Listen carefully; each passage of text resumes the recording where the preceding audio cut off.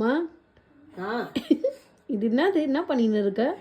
புதுசா வேது பிடிக்க சுட தண்ணி போட்டேன்ல, அதுல ஆவி கொஞ்சம் மீதி இருக்கு. அது அந்த ஆவியெல்லாம் நான் பிடிச்சின்னு இருக்கேன். பிடிச்சி எந்த மரத்துல போய் அடைக்க போறேன்? எதுவோ மரத்துல இல்ல. இந்த மாதிரி எவ்வளவு கோல்ட் ஆகி போச்சு. அதனால இப்ப முதல்ல வேறு தண்ணி காலை உள்ள விட போற, விபரீதம் ஆக போகுது. ஒழுங்கா ஆவிதான் பறக்கும் அப்படியே.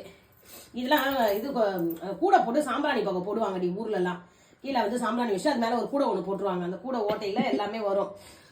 அப்ப அந்த குளிருக்கு வந்து இந்த மாதிரி ஏதாவது ஒண்ணு பண்ணிதான்ப்பா பண்ணிக்கணும். எல்லாம் கோல்டு அதிகமா இருக்கு. அதனால நான் வேறு தான் பண்ணியிருக்கேன். என்னன்னா சுட தண்ணி, அதுல கொஞ்சம் லெமன் போட்டிருக்கோம் கட் பண்ணி.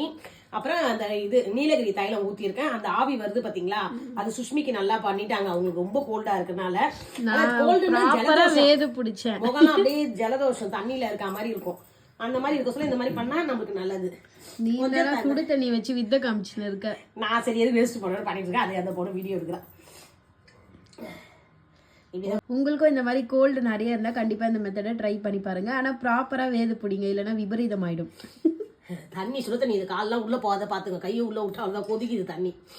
இல்லை பாருங்க எவ்வளவு ஆவி வருது. அப்படியே வச்சுக்கணும்.